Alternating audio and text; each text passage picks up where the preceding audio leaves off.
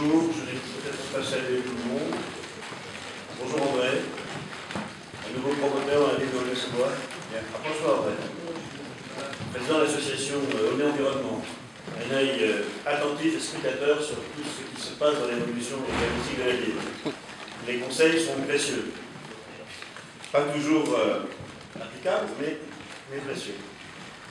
Très bien, je voulais bien évidemment vous remercier de votre présence. C'est un événement qui a son intérêt et son importance, puisqu'il s'agit, dans une démarche commune, de pouvoir fixer les éléments qui, dans une bonne conduite réciproque, peuvent nous permettre de pouvoir faire évoluer cette ville dans les meilleures conditions. Vous le savez, le PLU qui a été élaboré et voté en janvier 2008 a permis, dans un certain nombre des secteurs de la ville, une évolution significative de l'urbanisme. Il y a sans doute, et ce n'est pas M. Cuzon qui démentira, des modifications profondes, donc une révision que nous entamerons pour que ce PLU soit plus adapté à la manière dont la ville conçoit, la municipalité conçoit l'évolution de cette ville. Mais vous le savez, une révision demande beaucoup de temps. C'est 3 ans de travail inévitable, même pour une révision simplifiée, moins pour une révision simplifiée, mais ça n'aurait pas grand intérêt d'aller vers une révision simplifiée. Donc, nous travaillons. Cela dit, en attendant d'avoir une révision aussi profonde, que nous avons discuté d'ailleurs avec l'ensemble des partenaires, bien sûr, en tout cas les associés, il faut bien évidemment continuer à vivre, et pendant ce temps-là, la pression démographique, ainsi que les besoins divers et variés n'attendent pas.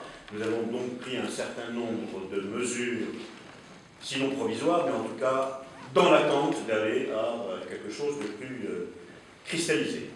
C'est une des raisons, avec les outils que nous sommes donnés. Vous avez vu que la concession d'aménagement Mitry-Princé a été fixée, elle est maintenant en application, et donc les premiers objets vont entrer en vigueur, en tout cas en démarche de construction. Pour certaines même, elles sont déjà engagées. Et puis nous irons aussi, sans doute, dans les mois qui viennent, vers une nouvelle concession d'aménagement qui englobera tout le linéaire de la voie ferrée, de part et d'autre de la voie ferrée, au nord comme au sud, de Sevran jusqu'à Blanc-Mesnil, avec 3 incursions sur les rives de ce linéaire le long de la voie ferrée, le boulevard de Strasbourg, assez loin, dans une pénétrante qui va englober bien évidemment le boulevard lui-même et ses abords, la place Cadélina et les abords du collège du Parc, où là encore il y a aussi une bulle que nous allons insérer dans la prochaine concession d'aménagement, et enfin, au-delà du pont de la Croix-Blanche et des limites de Sevran, en allant vers le sud, complet vers Sevran, toute la zone qui est celle de Chanteloup, pour dire des choses assez vite, et qui là encore suppose que dans les années qui viennent, ce ne sera pas demain matin, mais il faut prévoir. Nous s'étendions la concession d'aménagement parce que c'est un secteur évidemment qui est extrêmement mutable et il faut que nous anticipions maintenant sur l'ensemble des évolutions, tant pour les aspects commerciaux et économiques que sur le plan même de l'habitat. Voilà pour les 2 outils importants dont pour l'un nous sommes déjà dotés et pour l'autre nous sommes en train de travailler. Nous irons également au-delà de cette limite, puisque tous les préalables juridiques et les premiers contacts sont maintenant relativement élaborés vers l'élaboration d'un schéma directeur de développement de la ville, donc toutes les conditions réglementaires que prévoit la loi, les schémas directeurs qui devraient nous permettre d'anticiper sur l'évolution de la ville pour les 20 prochaines années. Nous n'attendrons pas 20 ans, bien sûr, mais en tout cas, nous fixerons cette évolution pour les 20 prochaines années. Cela concernera non seulement le paysage urbanistique, c'est une question importante, mais également l'ensemble des aspects des rapports sociaux, au sens large du terme, qui seront conditionnés par ce schéma directeur. Et évidemment, promoteurs, constructeurs comme bailleurs, et surtout, bien évidemment, habitants, seront concernés par ce travail qui est déjà en chantier. Vous donnez une information, sans doute que nous réserverons une réunion spéciale d'information dans les semaines qui viennent, à l'outil dont nous sommes dotés aussi, qui est une table numérique d'une certaine importance, dans lequel, à partir de la carte Google classique, qui permet permet de représenter non seulement le paysage de la ville, mais au-delà de la ville, hein, la région parisienne est même plus loin, mais revenons à la focale de la ville, de présenter l'ensemble des projets, que ce soit des équipements publics, que ce soit les projets d'aménagement de l'espace public quand ils sont caractérisés, ou bien évidemment, en dehors des équipements publics, les différents objets hein, qui soit sont déjà dans les tuyaux, ou même sont commencés à sortir, certains sont achevés, mais tous les autres hein, qui sont à venir, puisque dès que le permis de construire est déposé, nous avons toutes les codes nous permettant de rentrer les données dans la machine pour une visite en 3D des objets qui seront construits. Et en attendant d'avoir tout simplement évidemment les images de référence de l'objet qui est prévu. C'est intéressant que ça permet ce que nous avons fait pendant, nous venons de clore une première partie de cette démarche, au bout de 2 mois, puisque nous nous sommes donné à peu près 5 mois de présentation aux Olnésiens dans les différents quartiers de la ville, par l'intermédiaire de 55 réunions de présentation. Parfois thématiques, parfois simplement consacrées au quartier. Les employés communaux, bien sûr, ne sont pas oubliés parce qu'ils sont à l'interface importante de l'ensemble de l'information que la ville veut donner. L'idée étant, finalement, de ne pas aller à des modifications successives sans qu'on en saisisse la cohérence générale. La ville a un projet. Ce projet, elle va l'affirmer de manière définitive dans son schéma directeur, hein, qui sera totalement achevé. Mais déjà, elle a un projet, ce projet a une logique, ce projet part d'un diagnostic, même s'il est pour l'instant en partie limité. Et de ce diagnostic, nous avons développé en fait une orientation vers ce qui n'est pas encore un projet de ville complètement achevé, mais qui quand même en a posé des bases assez sérieuses. Et non seulement les bases, mais bien évidemment, il ne s'agit pas de réfléchir pendant plusieurs années pour enfin avoir l'idée géniale de l'organisation globale de la ville, mais nous avons en même temps, nous avons réfléchi et posé les bases de cette réflexion et les premiers éléments de conceptualisation engagés. Un certain nombre de choses qui sont en train de sortir, et notamment dans la concession de Mitry-Pincé, les choses sont maintenant relativement engagées.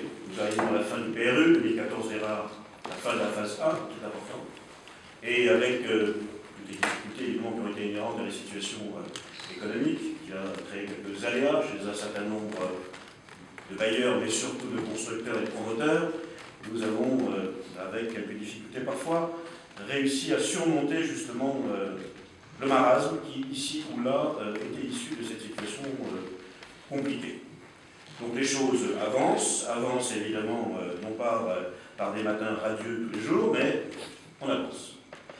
Voilà, donc vous remerciez bien sûr d'être présent aujourd'hui. Vous indiquez que nous réserverons sans doute à l'intention des notaires de la ville, des agents immobiliers, enfin des professionnels au sens large du terme, donc des bailleurs, des constructeurs, des promoteurs, une séance particulière dans laquelle nous vous présenterons notre projet de ville, ou en tout cas les éléments de ce projet de vie dans une réunion thématique qui vous sera consacrée. Monsieur le directeur général des services, vous aurez le soin, dans le calendrier qui est prévu, de fixer la meilleure des dates permettant à tout le monde de pouvoir s'y retrouver et d'avoir cette information. Je crois qu'il est important. Vous êtes évidemment, vous savez, évidemment une fonction première qui est celle de servir votre entreprise, et tout le monde le comprend, bien évidemment de la faire avancer. Et vous en avez une autre que nous voulons partager avec vous, c'est celle de la vision de cette ville, de manière à ce que vous puissiez vous imprégner et évidemment participer de cette démarche en toute connaissance et en toute cohérence, et avec évidemment les contraintes réciproques, en tout cas celles que la ville vous demandera dans cette démarche globale. Il s'agit bien évidemment de pouvoir aller dans les années qui viennent vers une image de la ville, qui soit une image qui est sa représentation, et qui est à construire. Beaucoup d'esprits, parfois chagrins, sont tournés vers le passé. Le passé est important. Sans passé, on ne peut pas avoir de référence ni d'avenir. Mais en même temps, tout le monde sait que compte tenu des conditions qui sont faites à cette région parisienne, et la ville d'Aulnay, le département de Seine-Saint-Denis et les données n'y échappent pas, eh bien, il vaut mieux accompagner dans les meilleures conditions les contraintes et les pressions, notamment l'évolution démographique impose, les besoins en logement, bien évidemment, et donc tout ce qui va avec, l'aménagement de l'espace public et les équipements publics qui doivent accompagner cette évolution. Le travail de la ville, c'est précisément de considérer qu'il s'agit d'accompagner ce mouvement dans les meilleures conditions, et vous êtes de cette démarche. En tout cas, la ville, vous l'avez constaté à chaque fois, a des exigences envers vous, et c'est bien normal, parce qu'il s'agit d'intérêt général. Vous avez votre place à prendre dans le cadre de ces contraintes et de ces exigences, et à partir du moment où nous sommes d'accord sur la démarche, nous pourrons certainement vous faciliter les choses. Et on sait que le temps, c'est en affaire de l'argent. Et le temps, c'est aussi pour nous, bien évidemment, le moyen d'essayer de faire que cette ville ne soit pas dénaturée dans son évolution urbanistique. Bien au contraire, vous êtes des partenaires incontournables. Je vous rappelle qu'en 2011, nous avons lancé l'agenda 21, qui est un des moments importants et qui participe évidemment de notre réflexion dans nos rapports avec vous, mais également avec tous ceux qui permettent nos services notamment de progresser en la matière. Début 2012, nous avons lancé le plan climat-énergie territorial qui marque aussi, qui va marquer dans son achèvement, là encore, un élément de contrôle, je l'espère, supplémentaire de la puissance publique sur ces questions environnementales qui sont importantes. Nous avons lancé également en 2012, c'est l'objet de la réunion d'aujourd'hui, des signatures d'aujourd'hui, la charte de la construction durable, qui a été approuvée au dernier conseil municipal, le 18 octobre 2012. Avec cette importance pour la ville, mais je l'ai déjà largement développé, je ne reviendrai pas, je n'insisterai pas, une ville qui se transforme rapidement comme beaucoup de villes. J'assistais au CIMI à la façon dont la maire de Bobigny présentait l'évolution de sa ville dans les 5 et 10 ans qui viennent. Lorsque cela aura été fait, la ville de Bobigny aura, très franchement, pour prendre une expression populaire, une autre gueule que celle qu'elle a aujourd'hui. Et je crois qu'en effet, il faut que les élus se penchent très sérieusement sur la prospective, en ayant dans l'esprit non seulement le fait qu'il faut construire des logements et répondre à une demande pressante, mais le faire dans les meilleures conditions avec l'objectif beau, parce qu'on peut très bien être efficace, pragmatique, mais en même temps avoir le souci du beau. Vous en êtes certainement convaincu. Il s'agit simplement d'accorder nos violons dans cette démarche. Et cette charte, qui sera signée aujourd'hui, nous permet de nous engager avec la ville d'Aulnay à respecter un certain nombre d'objectifs qui sont indiqués. Pour rappeler rapidement, évidemment, l'intégration du bâtiment dans son milieu. Il s'agit tant de la ligne de crête, je pense notamment à la rue du 14 juillet, qui est un exemple précisément de ce qu'il ne fallait pas faire, et qui commence aujourd'hui à se régulariser. On n'est pas au bout du chemin. Et notamment en termes de patrimoine urbain et architectural. Il ne s'agit pas évidemment d'imposer aux hommes de l'art de vous employer dans les objets que vous avez à construire des considérations d'ordre esthétique, encore que nous avons un petit avis là-dessus, et qu'il s'agit de s'arranger sur le fait que, évidemment, une façade ou une autre a son importance dans la manière dont la ville, évidemment, doit évoluer. Et nous avons, en tout cas avec nos services, parce que nous avons des professionnels, évidemment, chargés de cela, de pouvoir discuter toutes ces questions d'intégration au paysage urbanistique pour en donner un contour et une idée qui soit la plus harmonieuse possible.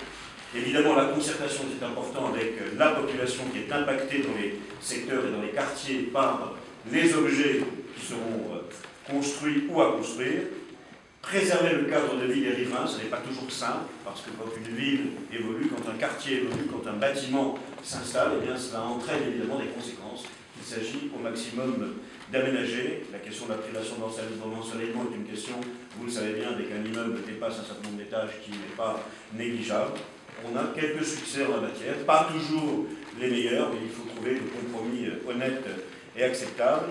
Les nuisances visuelles et sonores, ça aussi c'est un élément important. La charte y revient.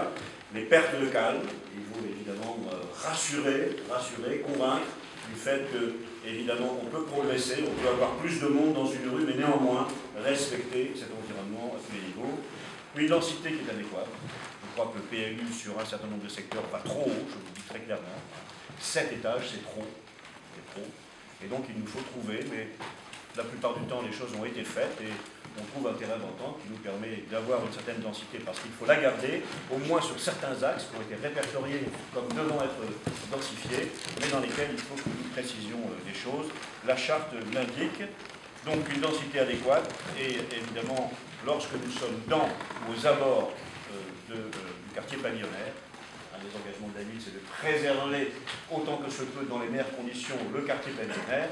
Évidemment, aux endroits où il a déjà été lité, autant terminer la démarche en ayant une cohérence de densité qui soit, comment dire, là encore, caractéristique et harmonieuse, parce qu'on peut avoir une densité harmonieuse, et évidemment les champignons qui poussent ici ou là et qui mitent un territoire notamment pavillonnaire, ça n'est pas acceptable. En revanche, décider qu'à tel ou tel endroit, sur tel ou tel secteur de la ville, eh bien, on peut y aller pour dire les choses très, très crûment, c'est aussi l'objet de la démarche de la ville et de sa charte.